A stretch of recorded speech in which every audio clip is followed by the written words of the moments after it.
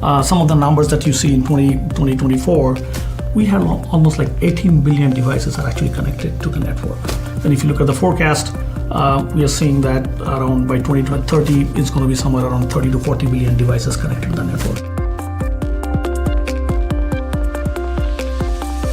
Welcome to another episode of Discovering Disruptions in Tech. I'm your host, Howard Holton, and this week we've got a great conversation with Soumen Chatterjee from Ericsson, a company that I think everyone that would be watching this podcast has heard of. Many of us had the old reliable Ericsson flip phones that we all kind of fell in love with back in the day. But the company's evolved and the company's changed a bit. But what hasn't changed is our reliance on network technology. Absolutely. So we were having a neat little conversation about 5G and kind of what it enables. Why don't you're closer to that than me. Why don't you talk a little bit about some of the use cases of 5G and why 5G is particular to making those use cases work? So quick introduction, Soumen Chatterjee, I lead product management for Ericsson Enterprise Wireless Solutions. So talking about 5G, if you look at what we are seeing is explosion of devices are getting connected to the network. And what's happening if you look at some of the numbers that you see in 2024, we have almost like 18 billion devices are actually connected to the network. And if you look at the forecast, we are seeing that around by 2030, it's going to be somewhere around 30 to 40 billion devices connected to the network. Sure. So now when we're talking about devices, right, to be clear, we're not just talking about cell phone handsets. That's right. Cell phone handsets at some point will become the smallest piece of the network connected devices.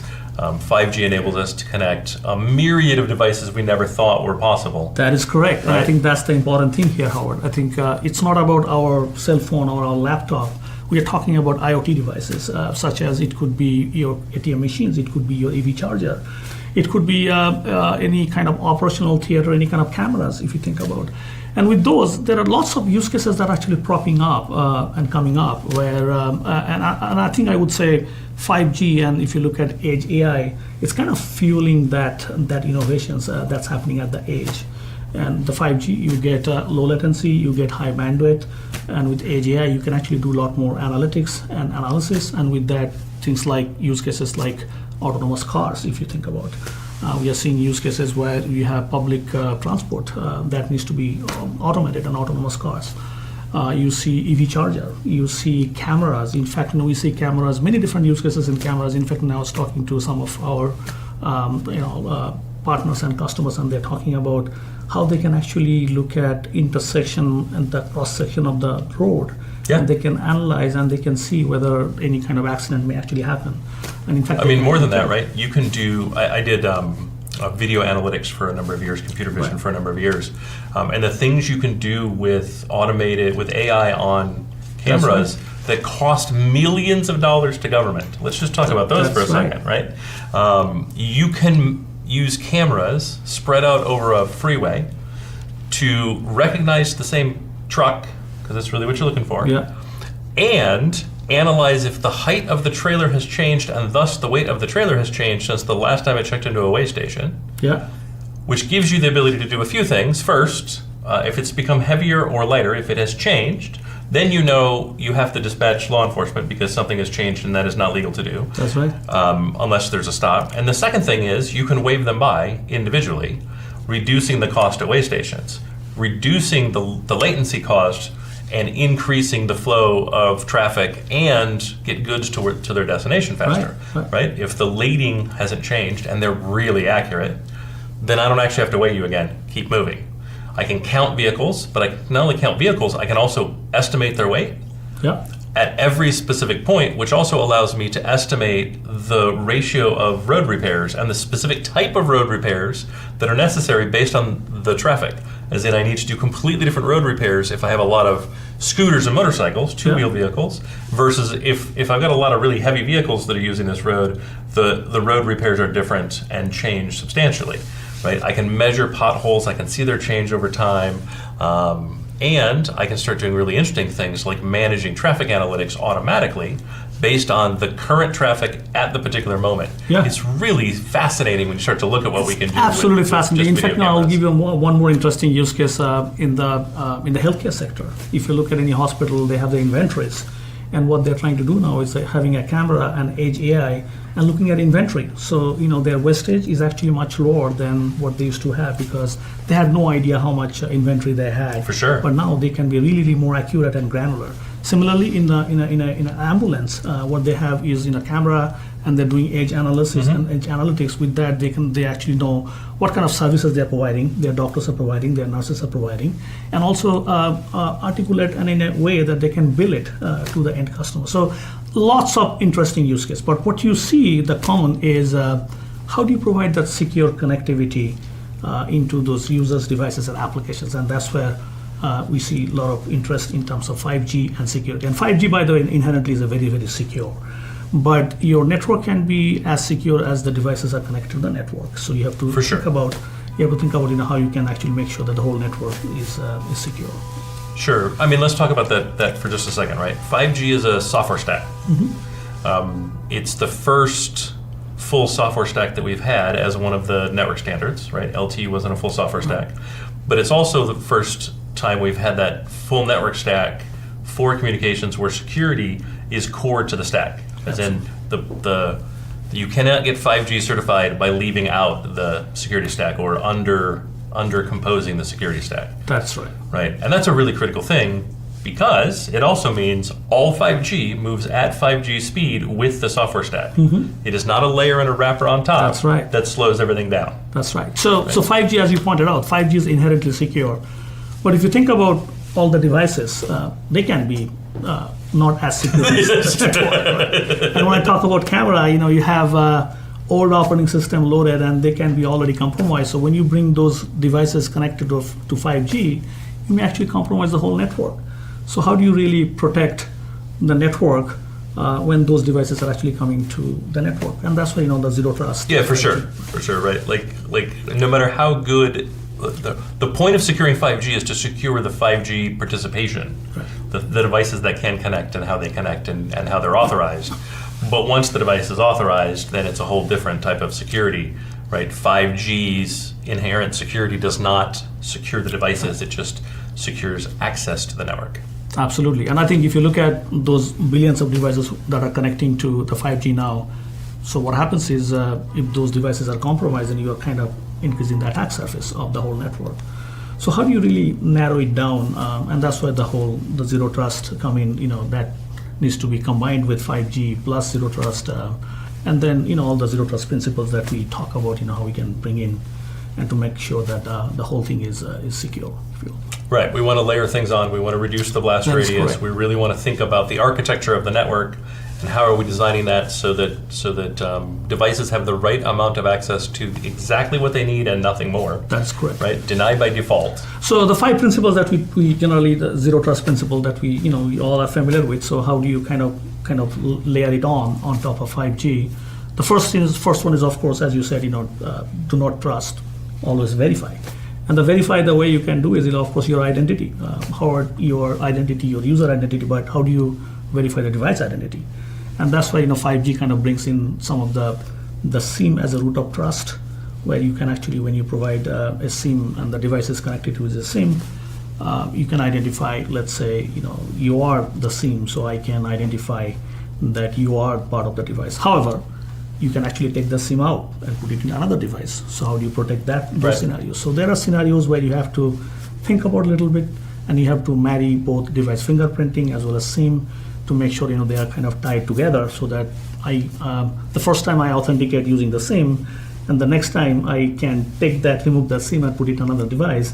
Those kind of scenarios. Right. The authentication is broken the second you remove the SIM. That is correct. Right? A new SIM with that same device doesn't work. That's right. That SIM with a new device doesn't work. You have to go through the authorization all over again. That is correct. It is in fact a new device. And you got to marry you got to understand the device, which is using the device fingerprinting, and then you got to understand the SIM, and you got to make sure that you register when you first time you authenticate. Right. And hopefully you're doing more than just the EIN as part of the fingerprint, right? Because that's right. We know how to spoof those like crazy. That's right. Yeah. I mean, supposedly, allegedly, other people know how to spoof an EIN. That's right. So I think that's everything starts with that, which is don't trust, but always verify. But the second thing, the zero trust principle that we talk about, least privilege based access that you talk about, unlike traditional VPN where you have access to the whole network. And as you can imagine, that when these 30 to 40 billion devices are actually connecting to the network, just think about the blast radius that you have if you are not narrowing it down to certain applications. Right. If you're a bad actor, it's a wonderful story to think about. It's a wonderful story to think about. If you're on the other side of the team, if you're on the defender side, it's terrifying. That's right. And so you really need to think about that least privileged access. And then you just go from one device to the other device in a lateral movement, and it's actually, the whole network can be compromised in that kind of situations. So that's the first one, as we talked about. Always don't trust, always verify. Then you talk about least privilege access, where you can provide access to resources. And the third thing is, of course, continuous monitoring, which is once you give access, what if your posture has changed? As I pointed out, that I can take that SIM out and put it somewhere else, and then it's a different device. For sure. So how do you continuously verify and continuously monitor in those scenarios? And that's important for continuous monitoring in a zero trust environment. It's not just important, right? It's critical. It's absolutely critical. Right. If you're not doing it, you're not actually following zero trust. That's right. It's fundamental principles. If you're not really doing zero trust. So that's why there are no solutions to zero trust. A solution says it is fixed as it is solved. It is a constant, continually evolving journey. That's right. Right, and you must be vigilant. And you must be kind of continuous in that journey. That's right. Yeah, so, and I think, if you follow on that, the fourth principle that I would say is mostly around granular policy. And the policy could be that what, when, from where, and all that stuff needs to be there. Otherwise, the continuous inspection, if you think about that, all of a sudden, let's say Soumen or Howard is coming from other different country, let's say Russia or someone else. You have to make sure that maybe you are the right Howard and I'm the right Soumen, but when I'm going to some other countries, I don't have access to certain resources. Right. And this is where the policy enforcement actually comes into the picture, where the policy needs to be very, very attribute based. And you need to support many different attributes, including, I would say, even SIM. If my SIM should be part of the attribute where I should be able to say that, hey, this part of SIM groups should have access to certain things. But when the SIMs are actually moving to certain areas or certain zone, I should be able to figure out from different source where it is coming from and where it is going, and depending on that, you should be able to provide access. For sure, to the things you should have access to from that country, from that location. If the user stays the same, the human stays the same, right, but the location changes, that doesn't mean the security posture has remained the same. Right? When you look at what some countries do and how they inspect all the traffic coming in and out of the country over the internet, it does start to become questionable whether you should allow access to everything in the same way. That's also, right. Does Howard need access to everything when he's traveling in a foreign country? That's right. Is it even a need? Is it even a necessity? Forget about whether it should be authorized. Absolutely. Right. Absolutely, and I think there's multiple kind of facets. So multiple. In fact, I think the point that you raise is a very good one. In fact, even in the U.S., let's say I'm in Santa Clara. In fact, my finance person has access to certain resources, and he's using or he or she is using his laptop.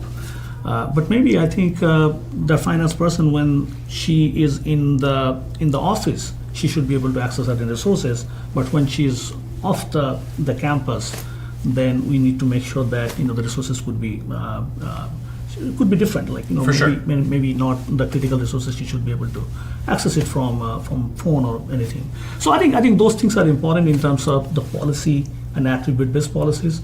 And again, it's all about when, what, where, what resources, but also depending on where it is coming from, where the device is coming from, the location is coming from, and all those granular level policies, if you will.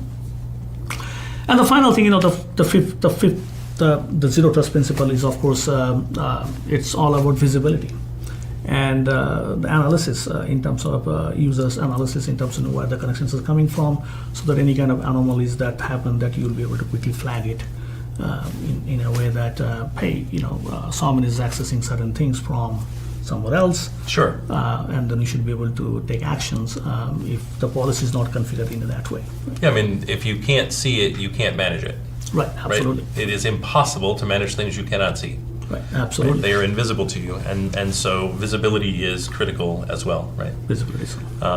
So when we think about that, and you just start going down that path, okay, so we start with trust nothing, verify everything. Right. So if I just pick one user, that one user, me, has access to 50 applications. I have to validate that I am that user, that I should be accessing that application each and every time. Then least privileged access. Right. Right? Do I have more privileges than I should to any of those 30 applications?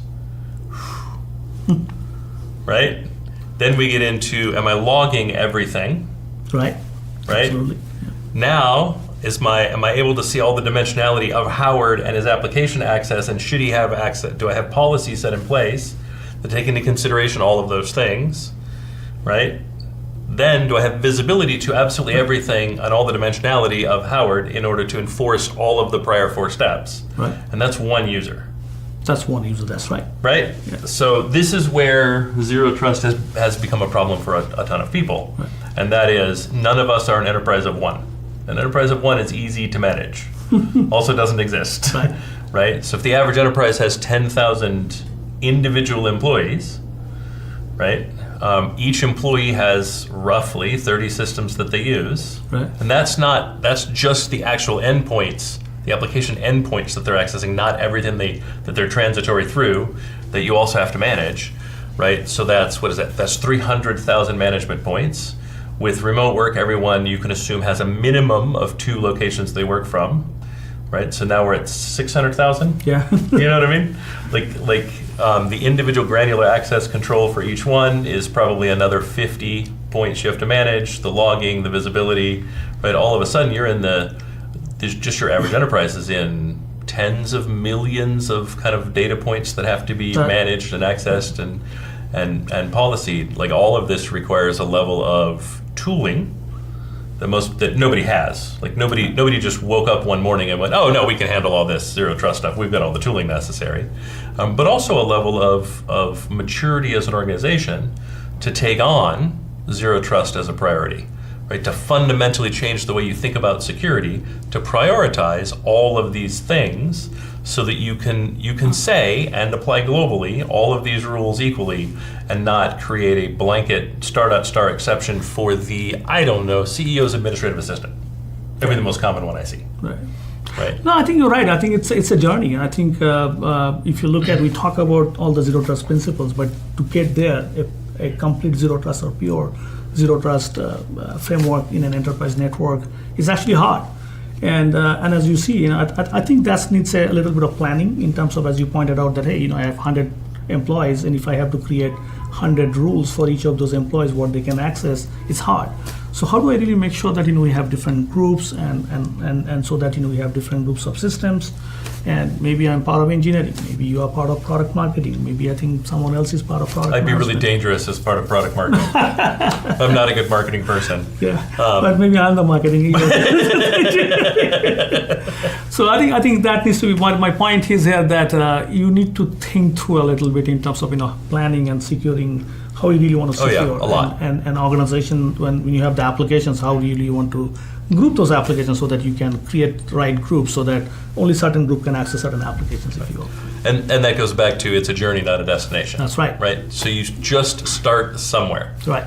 Right. So companies that are successful, where do you see them starting? What is kind of the one of the first steps that they will take to kind of get them down that journey? So this does seem like you're eating the elephant one bite at a time. Yeah, all at once. I'll tell you. I think if I look at some of the companies who have already started on this journey, they have created policies, but those policies, security policies, are pretty wide open.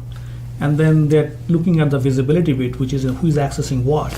And then slowly over time, they're kind of restricting access to certain applications. Right. So go for the low-hanging fruit when it comes to policies, right? Start with large policies that allow you to kind of bucketize access in ways that you're already familiar with. That's right.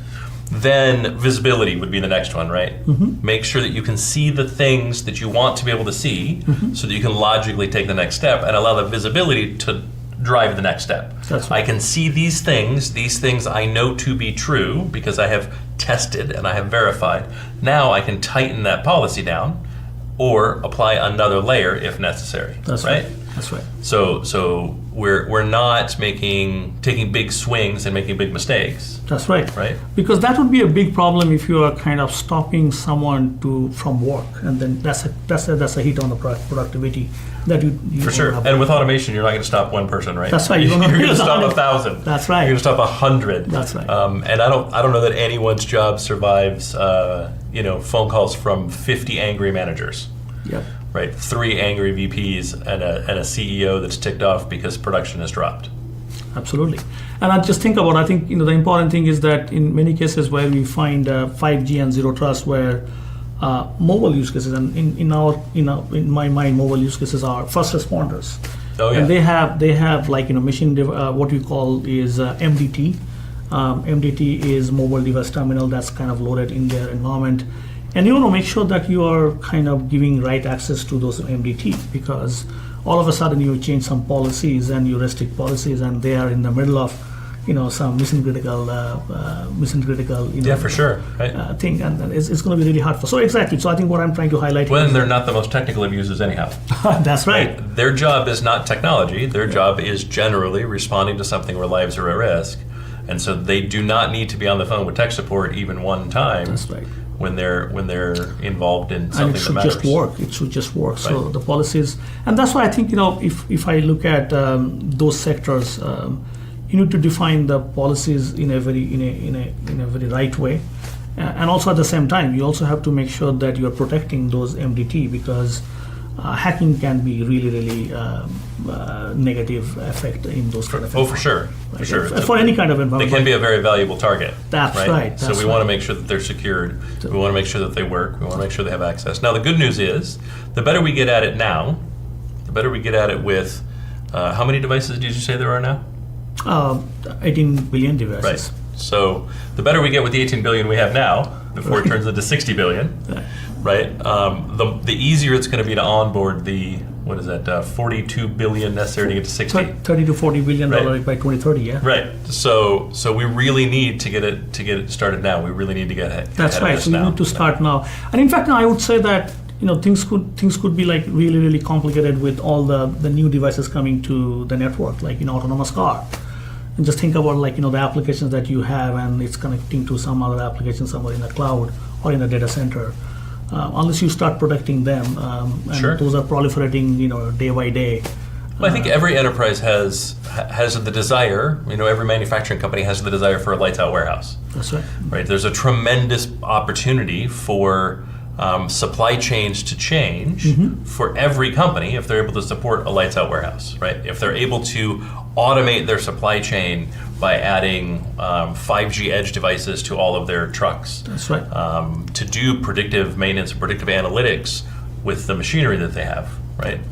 If you're able to process at the edge in a reliable and resilient way and an automated way, all of a sudden all of your retail locations become that much more resilient, right? When we look at healthcare, the most costly thing is nurses. You need a ton of nurses because you have to give a lot of care to patients. But what if you could use 5G and LiDAR to validate the state of patients? That's right. And then really, and you're effectively automating some triage, so the nurses that you're already understaffed on can focus on the patients that actually need the help and not the patients that don't, right? And even if that just means they go from getting 6 minutes with a patient to 18 minutes with a patient that needs it, that's far better. That's far more valuable time spent with those patients, increases the quality of care, reduces the strain on the individual nurses and the nursing staff, and all of a sudden you've actually made massive difference, right? That's right. So I think those use cases are definitely coming up in every industries, if you will. You talked about healthcare, operation in any kind of OT environment, public sector. And of course, any general enterprises where cameras and AGI is becoming very common these days to do many different kind of analysis.